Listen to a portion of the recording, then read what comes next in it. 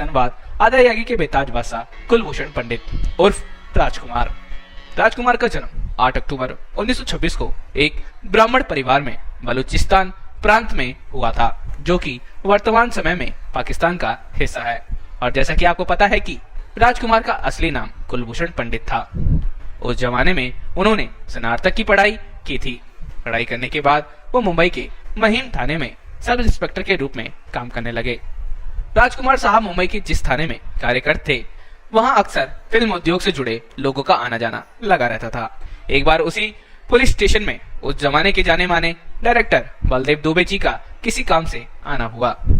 वहां वह राजकुमार के बातचीत करने के अंदाज से इतने प्रभावित हुए कि उन्होंने अपनी आगामी फिल्म शाही बाजार में उन्हें बतौर एक्टर काम करने के लिए ऑफर दे डाला, जिसको राजकुमार ने तुरंत स्वीकार भी कर लिया, क्योंकि राजकुमार अपने एक साथी सिपाही की बात सुनकर पहले ही एक्टर बनने का मन बना चुके थे। दरअसल एक रात में गश्त के दौरान एक सिपाही ने राजकुमार के अंदाज से प्रभावित होकर कहा कि हुजूर, आपका चेहरा और व्यक्तित्व किसी भी हीरो से कम नहीं है। यदि आप हीरो बन जाए तो लाखों दिलों पर राज कर सकते हैं। राजकुमार के दिल में तभी से अभिनेता बनने का ख्याल आ गया था, और जब ऑफर खुद सामने से चलकर आया तो उनके ना करने का सवाल ही नहीं था। उन्होंने ना सिर्फ उस फिल्म का ऑफर मंजूर किया, बल्कि अपनी सब इंस्पेक्टर की नौकरी से भी इस्तीफा दे दिया। लेकिन ये भी एक सत्य है कि सफलता कोई भी हो, लेकिन अपने हिस्से का संघर्ष वो जरूर मांगती है। राजकुमार के साथ भी ऐसा ही हुआ। जिस फिल्म को पाने की उत्साह में उन्होंने नौकरी तक छोड़ दी थी, उस फिल्म के बनने में इतना वक्त लग गया कि उन्हें अपना जीवन यापन करना भी मुश्किल हो गया था। नतीजन उन्होंने 1952 में प्रदर्शित फिल्म रंगीली में छोटी सी भूमिका स्वीकार कर ली। लेकिन ना तो ये फिल्म चली और ना ही राजकुमार को इससे आगे कुछ काम करने में मदद मिली। उसी दौरान उनकी फिल्म शाही बाजार भी प्रदर्शित हुई, और ये फिल्म भी बुरी तरह फ्लॉप रही। दोनों ही फिल्मों की असफलता के बाद लोगों ने राजकुमार से ये कहना शुरू कर दिया था कि तुम्हारा चेहरा फिल्मों लायक नहीं है। कुछ ना तो यहाँ तक कह दिया कि तुम खलनायक बन सकते हो, लेकिन हीरो नहीं। लोगों की बातों पर ध्यान न देते हुए राजकुमार लगातार संघर्ष करते रहे। इसी बीच उन्होंने अनमोल, सहारा, घमंड, नीलमणि और कृष्ण सुदामा जैसी कई फिल्मों में अभिनय किया, लेकिन इनमें से किसी भी फिल्म को ऐसी सफलता नहीं मिल सकी जिससे उन्हें एक पहचान मिल सके। इसी बीच प्रदर्शित हुई महबूब खान की फिल्म मदर इंडिया, जिसमें राजकुमार गांव के किसान की छोटी सी भूमिका में दिखाई दिए। 1957 में प्रदर्शित ये फिल्म पूरी तरह अभिनेत्री नरगिस पर केंद्रित थी। साथ ही राजेंद्र कुमार और सुनील दत्त जैसे अन्य अभिनेताओं की मौजूदगी के बीच भी राजकुमार अपनी छोटी सी भूमिका में अपने अभिनय की छाप छोड़ने में सफल रहे। इस फिल्म में उनके दमदार अभिनय के लिए उनकी सराहना भी हुई, और फिल्म की सफलता के साथ राजकुमार की गिनती भी एक सफल अभिनेता के रूप में होने लगी।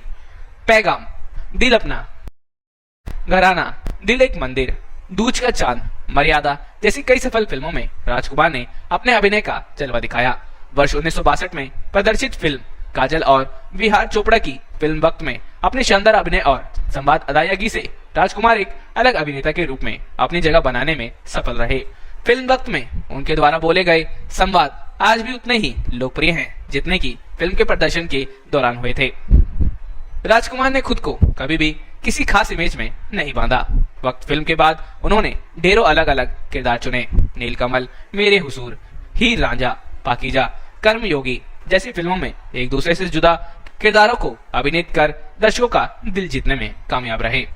80 के दशक आते आते उन्होंने चरित्र और गंभीर भूमिकाएं भी स्वीकार करना शुरू कर दिया। 90 के दशक में सुभाष घई की फिल्म सौदागर में राजकुमार 1959 में प्रदर्शित फिल्म पैगाम के बाद दूसरी बार दिलीप कुमार के साथ नजर आए, और इन दोनों दिग्गजों को एक साथ देखना, एक सोचना ही उस वक्त एक बहुत बड़ी बात हुआ करती थी। फिल्म सौदागर की कामयाबी के बाद राजकुमार ने कुछ चुनिंदा फिल्मों में ही काम किया, जिनमें तिरंगा, पुलिस और मुजरिम, इंसानियत के देवता, बेताज बादशाह, गॉड और गन जैसी कुछ प्रमुख यादगार फिल्में शामिल है। दिल एक मंदिर और वक्त के लिए फिल्म फेयर की तरफ से सर्वश्रेष्ठ सहायक अभिनेता के पुरस्कार के साथ वर्ष 1996 में राजकुमार को फिल्म जगत का सर्वोच्च पुरस्कार यानी दादा साहब फाल्के पुरस्कार से भी सम्मानित किया गया। राजकुमार जी के पिताजी का नाम श्री जगदीश्वरी नाथ पंडित था और माता का नाम श्रीमती धनराज रानी पंडित था। राजकुमार जी के 3 भाई थे, जिनके नाम थे महेंद्र नाथ पंडित, जीवन लाल पंडित और आनंद पंडित। राजकुमार की बहनों के बारे में कोई जानकारी उपलब्ध नहीं होने से हम उनके बारे में चर्चा नहीं कर पाएंगे। आइए एक नजर डालते हैं उनके परिवार के अन्य सदस्यों पर। सबसे पहले बात करते हैं राजकुमार की पत्नी यानी गायत्री राजकुमार की। इन दोनों की शादी से जुड़ा किस्सा भी बहुत ही रोचक है। दोस्तों, पर्दे पर राजकुमार की इमेज भले ही गंभीर अभिनेता की रही हो, लेकिन असल जिंदगी में राजकुमार बहुत ही रोमांटिक थे। एक हवाई यात्रा के दौरान एक एंग्लो इंडियन एयर होस्टेस पर उनका दिल आ गया।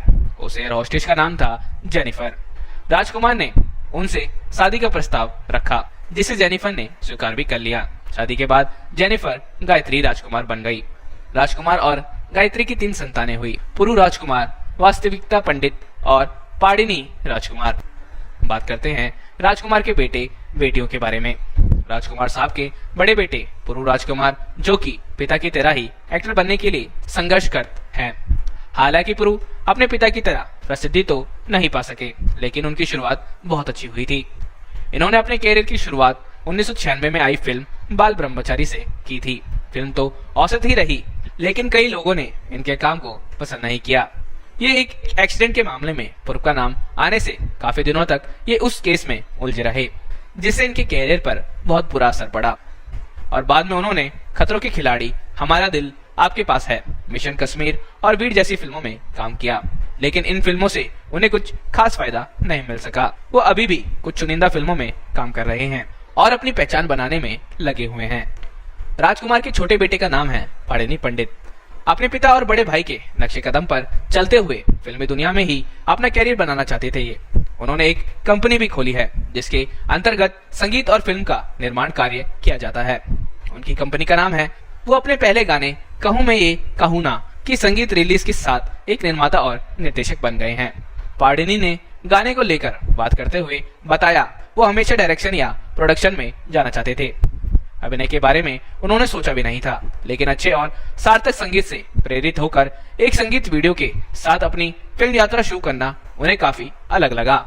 राजकुमार की बेटी वास्तविकता भी एक अभिनेत्री है। वर्ष 1996 में ऐसी भी क्या जल्दी है जैसी फिल्म से इनकी शुरुआत हुई, जो कि कामयाब नहीं रही। निर्देशक लॉरेंस डिसूजा ने वास्तविकता को लेकर वर्ष 2000 में फिल्म दिल भी क्या चीज बनाई, जिसमें उनके अपोजिट एक्टर थे अर्जुन बाजवा, लेकिन बाद में उन्हें फिल्म से रिप्लेस कर दिया गया। राजकुमार साहब के न सिर्फ जीने का ढंग ही निराला था, बल्कि अपनी मौत को भी उन्होंने एक अलग रंग दे दिया। राजकुमार को गले का कैंसर था। ये बात सिर्फ राजकुमार और उनके बेटे पूर्व जानते थे, और राजकुमार नहीं चाहते थे कि उनकी इस बीमारी की बात बॉलीवुड में किसी को भी पता चले, और इस बारे में उन्होंने अपने बेटों को भी मना कर दिया था कि वो किसी को भी इस बारे में ना बताएं। यहाँ तक कि जब लोगों को राजकुमार की इस बीमारी के बारे में अंदेशा हुआ, तो उन्होंने एक मैगजीन को इंटरव्यू देकर इसका खंडन कर दिया। कहा कि वो पूरी तरह से फिट हैं। जब राजकुमार को लगने लगा कि अब उनके पास ज्यादा वक्त नहीं बचा है, तो उन्होंने अपनी पत्नी और बच्चों को अपने पास बुलाया और उनसे कहा कि उनके मरने की खबर मीडिया या किसी फिर न्यूज चैनल को ना मिले। जब सारे क्रियाक्रम, सारी रस्में पूरी हो जाए, तभी आप किसी को बताएं।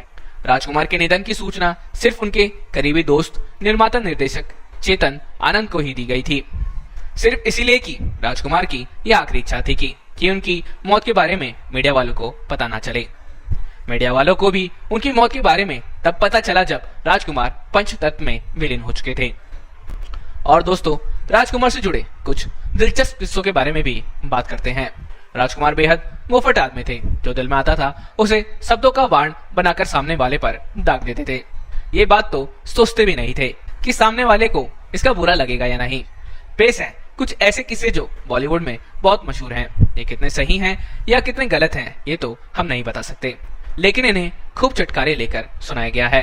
राजकुमार अपनी मौत का तमाशा नहीं बनाना चाहते थे। उनका मानना था कि जीवन और मृत्यु बेहद निजी मामले होते हैं, जिनका तमाशा बनाना सही नहीं है। राजकुमार 3 जुलाई 1996 के दिन इस दुनिया को अलविदा कह गए, लेकिन राजकुमार की एक्टिंग स्टाइल, उनके सफेद जूते और उनके डायलॉग आज तक दर्शकों के जहन में जिंदा है।